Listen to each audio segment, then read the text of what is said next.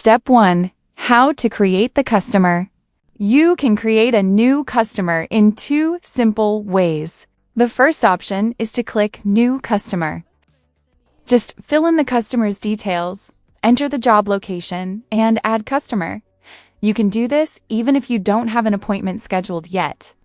The second option is to create the customer directly from your calendar.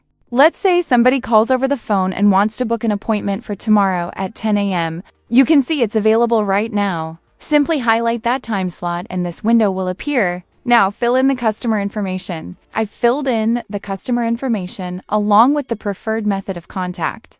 If there are any customer notes, you can add them here. If the job location is the same as the customer address, simply click this option and it will copy the address over. If it's different, just fill in the correct job location, then click Add Customer. The moment you add the customer, they will receive a text message on their phone confirming that the appointment has been scheduled.